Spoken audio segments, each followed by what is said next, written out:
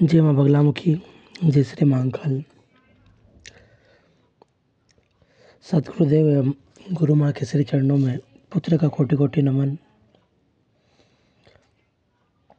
गुरु आशीर्वाद से आज हम जानेंगे माता बगलामुखी के एकाक्षरी मंत्र के महात्म्य के बारे में, मंत्र एवं पूजा विधि के बारे में। भक्तजनों, माता बगलामुखी तंत्र की देवी है। वो तंत्र की देवी के साथ साथ ये वह बड़ी दयालु एवं कृपालु भी है।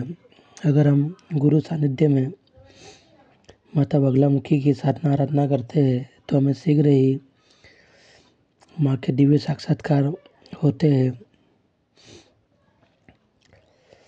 भगवती बगलामुखी पीताम्बरा के एक अक्षरी मंत्र को महामंत्र के नाम से भी जाना जाता है।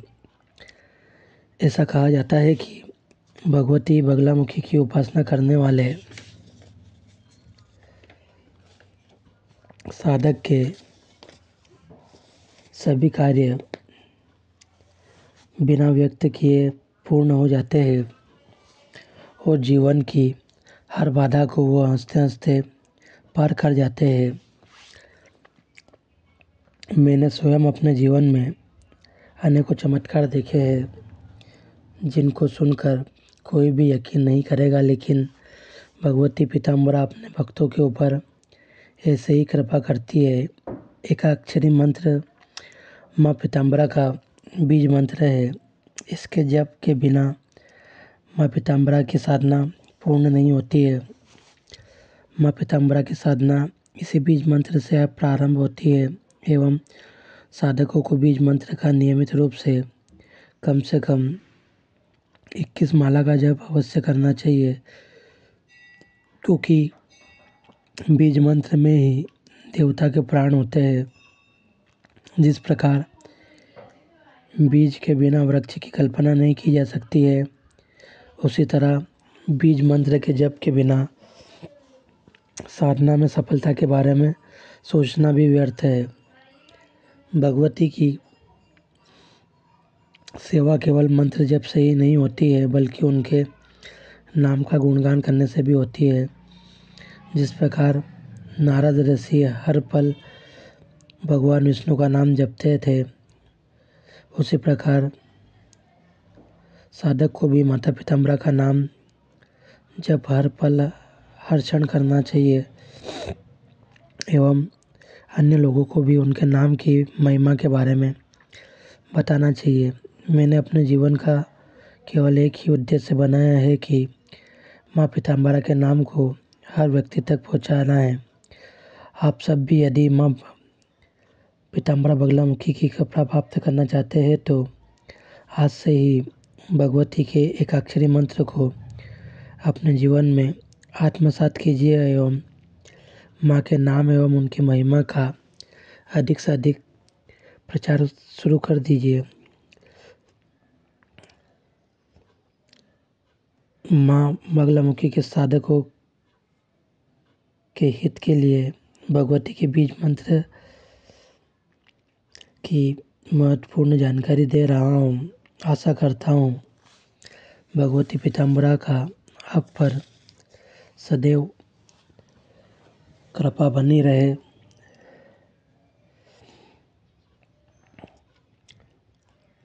माता बगलामुखी के एकाक्षरी मंत्र में सर्वप्रथम ध्यान किया जाता है और माँ का एकाक्षरी बीज मंत्र हीलिम होता है।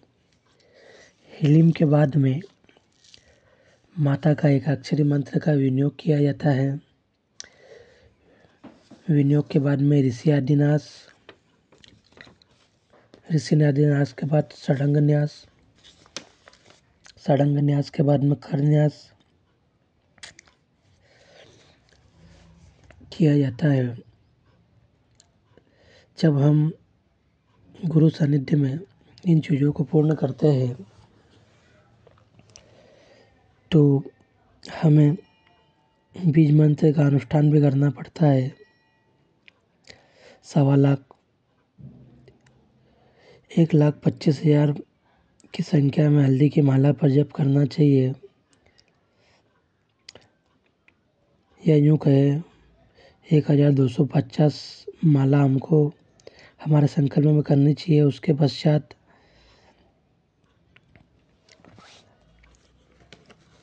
12,500 मंत्रों या 125 माला से हवन अवश्य करना चाहिए, क्योंकि हवन से देवताओं को शक्ति मिलती है। मैंने स्वयं इसका अनुभव किया है कि हवन में माँ की कृपा बहुत जल्दी मिलती है, इसीलिए हवन से बढ़कर कुछ भी नहीं है। यदि हो सके तो हवन नियमित रूप से करना चाहिए। जो लोग हवन करने में समर्थ नहीं है, उन्हें अपने गुरु से अनुष्ठान के पश्चात हवन करने का आग्रह करना चाहिए एवं उस हवन में सम्मिलित होना चाहिए।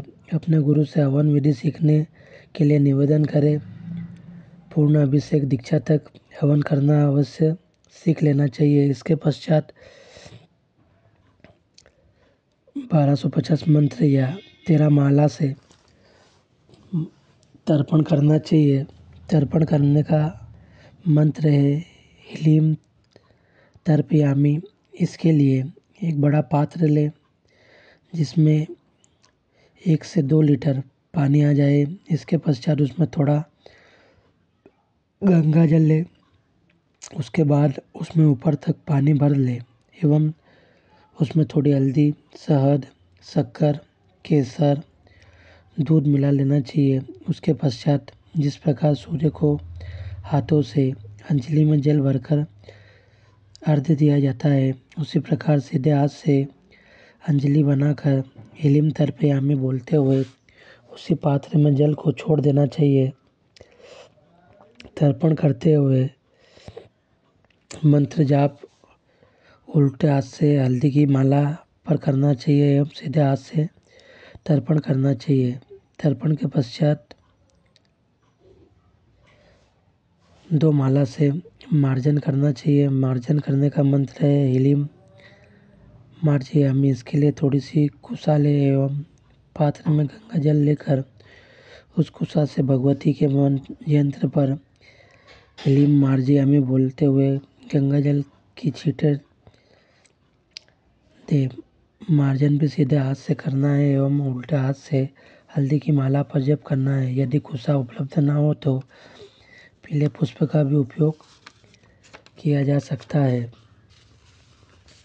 मार्जन करने के पश्चात 11 कन्याओं को भोजन करवाना है एवं उनकी प्रसन्नता के लिए उन्हें सामर्थ्य अनुसार वस्त्र एवं दक्षिणा देनी चाहिए। अनुष्ठान करने से पूर्व अपने गुरु से आज्ञा अवश्य लेनी चाहिए एवं अनुष्ठान पूर्ण होने के पश्चात उन्हें सामर्थ्य अनुसार वस्त्र एवं दक्षिणा अवश्य देनी चाहिए। अपने माता पिता से आशीर्वाद अवश्य ले, चूँकि उन्हीं के कारण आप इस संसार में आए हो।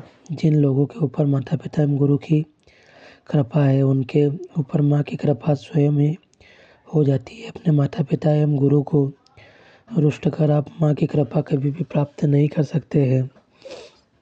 यदि आपके गुरु नहीं हैं तो ओम पीताम्बराय नमः मंत्र का हल्दी की माला पर नियमित रूप से जप करें एवं माँ से गुरु प्राप्ति के लिए आग्रह करें।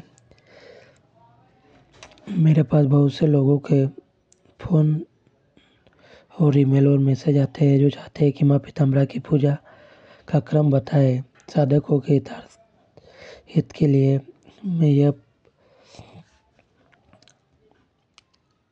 विषय पर भी आपको बताना चाहूँगा कि सबसे पहले आपको आसन पूजा, आचमन एवं शुद्धिकरण करना है। फिर गुरु पूजन, गुरु की एक माला, गणेश पूजन हरिद्रा गणपति का करना है, उनकी भी एक माला। फिर भैरव पूजन, शक्ति की उपासना में भैरव पूजन का विशेष महत्व होता है।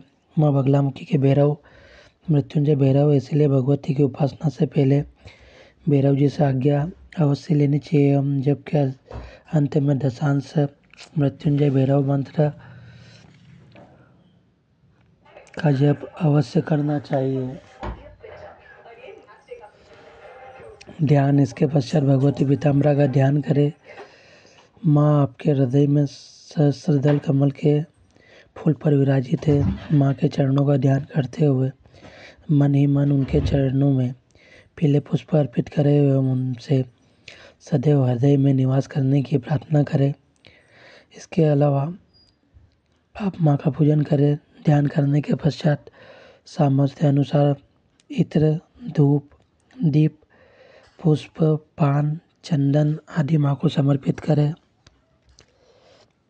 पूजन के पश्चात माँ के कवच का पाठ करें। कवच का पाठ आपको साधना में आने वाली सभी विपत्तियों से दूर रखता है।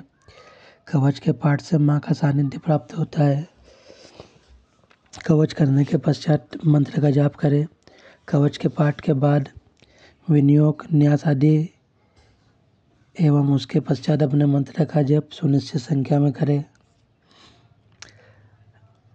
मंत्र जप के पश्चात यदि समय हो तो भगवती के हृदय स्तोत्र, अष्टोत्तर शतनाम, सहस्त्रनाम आदि का पाठ करना चाहिए। अंत में दशांश मृत्युंजय भैरव मंत्र ओम जुम सह का जप अवश्य करना चाहिए। क्षमा याचना एवं जल समर्पण, अंत में माँ से क्षमा याचना करें। अपने सीधे हाथ में थोड़ा जल लेकर अपने द्वारा किए गए सभी मंत्र जाप को माँ के बाएं हाथ में समर्पित करें एवं जल को माँ के बाएं हाथ में यंत्र पर चढ़ा दें। अंत में माँ को प्रणाम करते हुए अपने आसन के नीचे जल डालकर अपने माथे से लगाए एवं बाएं पैर को पृथ्वी पर रखते हुए बाद में दाएं पैर को पृथ्वी पर रखें। साधना करने के बाद कम से कम आधा घंटे तक मौन अवश्य रहना चाहिए।